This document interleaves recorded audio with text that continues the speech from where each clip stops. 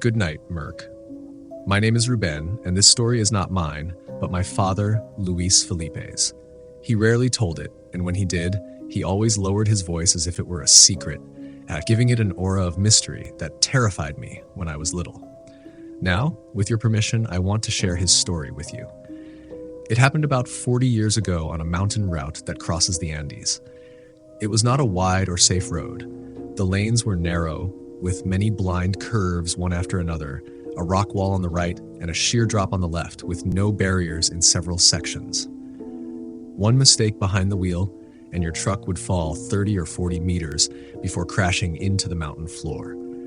Anyone born after 2000 should be reminded that there were no cell phones or quick rescues back then. If something went wrong in the middle of the road, if you fell into the ravine, no one would rescue you, and no one would even notice until much later. Truck drivers who crossed those roads knew this very well, including my dad. Knowing the route didn't make him careless. It made him more cautious. He drove a simple truck, large enough to carry a decent load, but compact enough to handle the narrow road. As far as he remembers, it was a dark, foggy afternoon. He regretted not staying at the previous rest stop, but it was impossible to predict that the fog would descend so suddenly. He drove slowly, staying in second gear almost the entire way, taking each curve with extreme care. He kept the radio on, listening to the trucker's channel in case anyone reported road conditions. With no phones, the radio was the only way drivers could watch each other's backs. For about an hour, there was only silence, until suddenly a voice broke through the static. First white noise, then a loud, clear woman's voice asking for help. She identified herself as a fellow truck driver.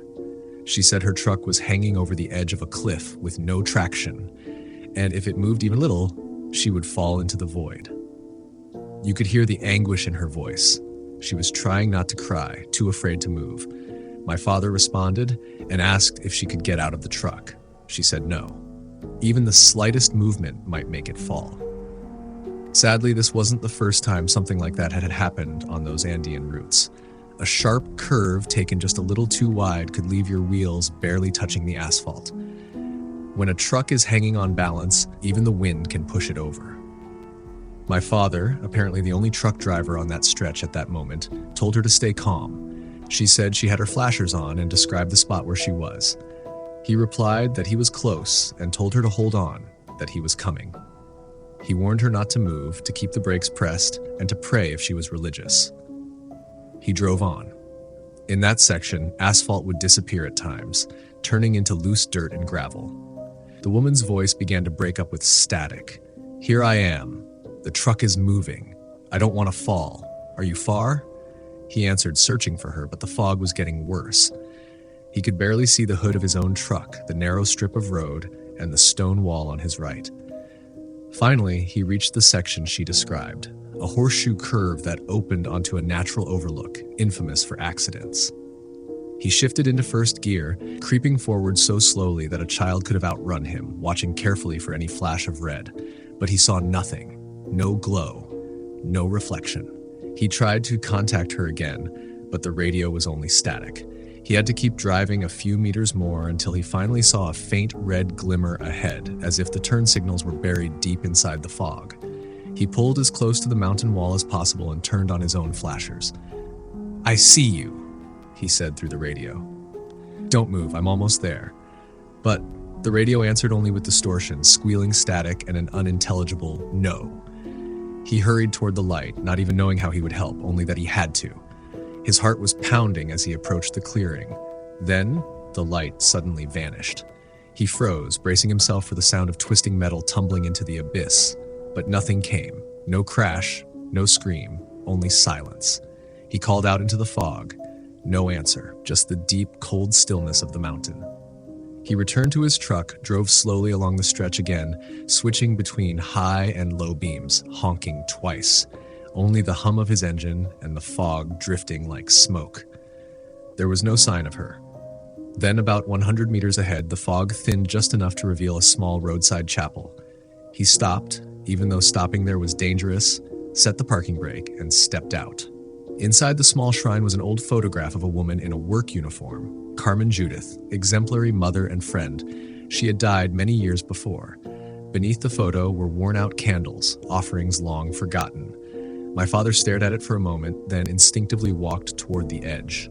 The fog parted again, and there, far below, he saw the rusted wreckage of a truck, looted and abandoned, with its cab missing, colors faded by time.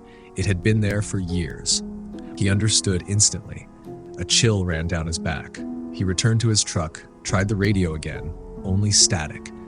He sat for a moment, hands on the wheel, and prayed for the soul of Carmen Judith, a colleague long gone but still calling for help.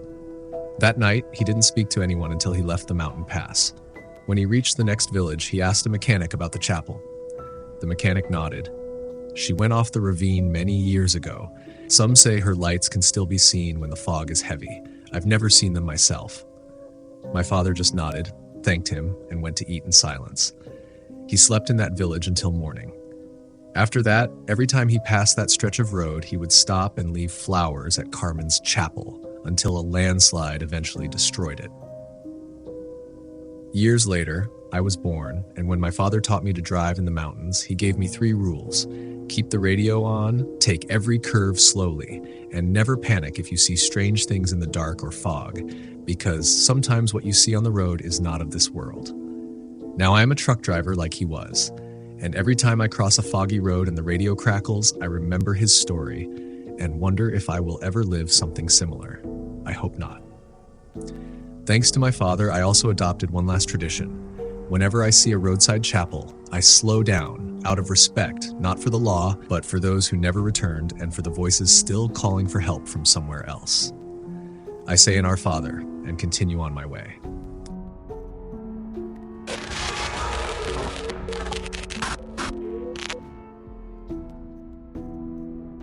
Good night, Murk. My name is Orlando, and I've been a truck driver for many years, although I am soon to retire. While reminiscing about my experiences on the road, I realized that this story is perfect for your channel, at least in my humble opinion. I hope you can share it. Everything I'm about to tell you happened to me in November of 1995 when I was hauling merchandise from Venezuela to Colombia across the plains. Back then, I was younger, I drove fast, and I always met my delivery times. Not for fun, but because if you went too slowly or stopped for too long, you became easy prey for highway robbers and other dangerous people who wanted to hurt you and steal your cargo. It was nighttime, long past closing hours, and I was driving along a straight stretch of asphalt that continued for miles. There were no street lights on that road. I knew that very well.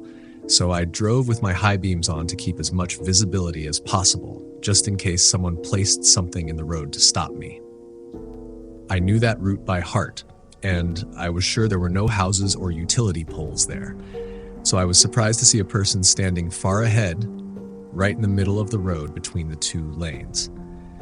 My chest tightened. I immediately thought it was an ambush. I only had 2 choices, speed up or brake. I scanned the sides of the road, but I couldn't see anything. For all I knew, accomplices could be waiting, hidden in the brush. I decided not to stop. I honked my horn to warn the person to move. Anyone with common sense would know that a truck moving at that speed can't stop in time. But when I was just a few meters away, the figure threw itself in front of my truck. It didn't walk or run. It jumped. I screamed as I slammed the brakes and heard what sounded like a body hitting the front of the truck. The tires screeched, and the trailer swayed so hard I thought I would roll over. 1,000 thoughts ran through my head. Police fines, brake damage, being arrested for killing someone. But the truck stopped, by some miracle, without overturning. I cut the gear, turned on the flashers, grabbed my flashlight, and jumped down to see what condition the person was in. If I had actually run them over, they should have been dead. But when I checked the grille and bumper, I immediately realized something was wrong. There was not a single mark, no impact, no dent, no blood, nothing. I checked under the chassis, the sides, the wheels, then the asphalt behind the truck, and there was absolutely nothing. I even shouted loudly into the darkness in case the person had somehow survived. No answer, no wind, not even crickets. Then suddenly, a bird from the plains screeched. I recognized the sound, an urutu. Because I'm from the plains, I knew that call well. I calmed myself a little, put away my flashlight, got back inside the truck, and drove off, convincing myself that maybe it had been my imagination. If the story had ended there, it would have just been a strange anecdote for a cup of coffee. But it didn't.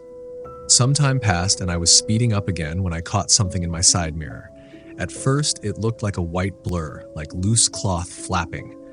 I slapped the mirror to adjust it, and then I saw her clearly. A woman, standing on the rear bumper of my trailer, perfectly still. The wind didn't move her hair, she didn't sway, she didn't blink. That was when I understood that what I was seeing was not something natural. My hands tightened on the wheel. I stared straight ahead. I didn't dare look back, only watching her from the corner of my eye. She made no sound, no gesture, just stared forward as if she were attached to the back of the trailer without needing to hold on. I passed a dark checkpoint and 2 shallow curves without turning my head once. On a downhill stretch, I wanted to pray, but I couldn't. I was too afraid that prayer itself might provoke whatever that thing was behind me. Little by little, the sky began to turn gray. As dawn came, the figure began to fade in the mirror, until she vanished completely. When daylight settled in, I finally felt safe again. My palms were sweating, and I desperately had to go to the bathroom. I stopped at a small fuel station before reaching the destination city. I checked the back of the trailer, nothing out of place. I delivered the cargo, signed, got paid, and tried to convince myself it had all been nerves, stress, or exhaustion. But it wasn't the last time. On another midnight route, she appeared again. Not every night, but often. Always behind the trailer, always standing. Never falling, as if she weighed nothing or was standing on the asphalt itself instead of a moving vehicle. This continued until I sold that trailer a few years later. I got used to her presence, and I eventually realized I was the only one who could see her. She never tried to enter the cabin, never spoke, never knocked. She simply existed at the back of the truck until sunrise. Sometimes weeks would pass without her. Other times she appeared for several nights in a row. I never liked it, but I had work to do, so I kept driving. I've often thought back to that first night, to that jump, and wondered whether a soul attached itself to me at the moment of impact, or if someone really did die there, and I never found the body. Maybe her body flew deep into the brush, maybe it was never found, maybe she stayed behind with the iron that killed her. I'll never know. In this line of work, you learn not to obsess over explanations. But I know what I saw, and I know that sense of someone standing behind you in a place where no living person could stand. And if you're wondering why I sold the trailer, no, it wasn't out of fear. I actually got used to her. I sold it because after years of service, it became too expensive to repair. With the money I received, I bought a smaller truck, and that's the one I still drive today. Well, that's my story. I hope you liked it. Sometimes I wonder who owns that trailer now, and whether they've ever seen anything strange in their rearview mirror, but I doubt I'll ever know.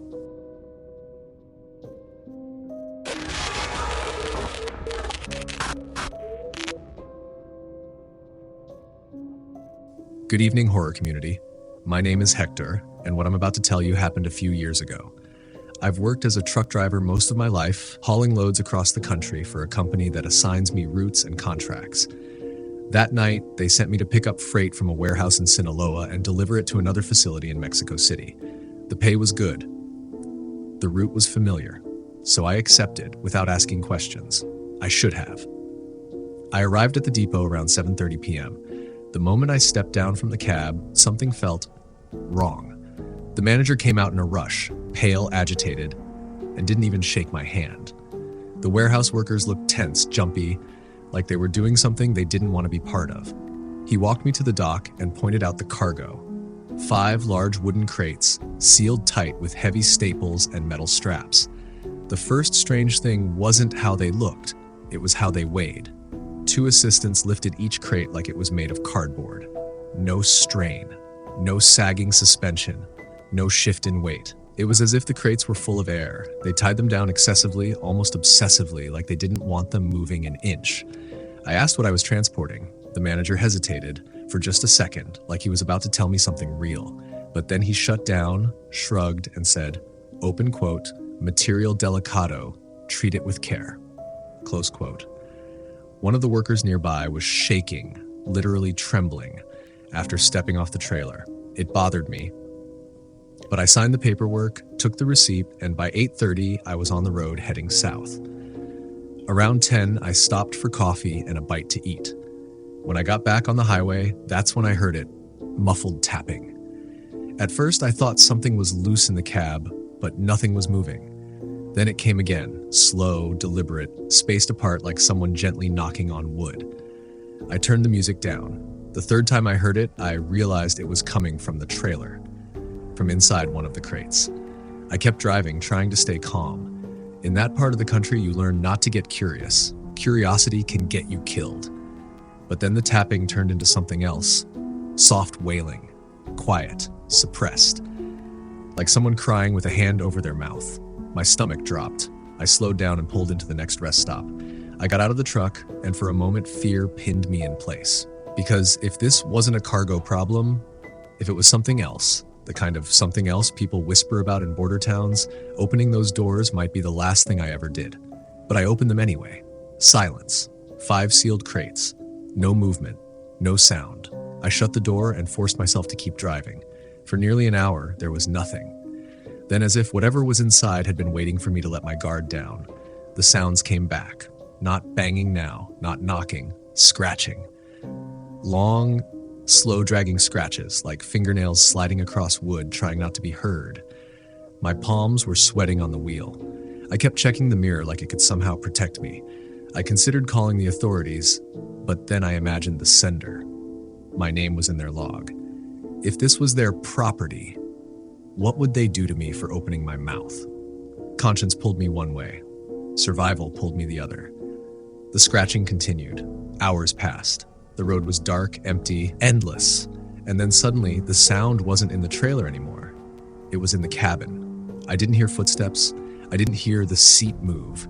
But I felt someone sit right behind me. Shallow breathing, barely audible sobbing, inches away from my back. The temperature dropped. Not enough to see my breath, but enough to make me grab my jacket. I turned the music up to drown it out, but it didn't help. It just made me dizzy. I passed checkpoints and toll booths and almost confessed, but I couldn't. Even I no longer believed it was a human back there. When I finally reached Mexico City, the receiving warehouse was huge, guarded, clean, cameras everywhere.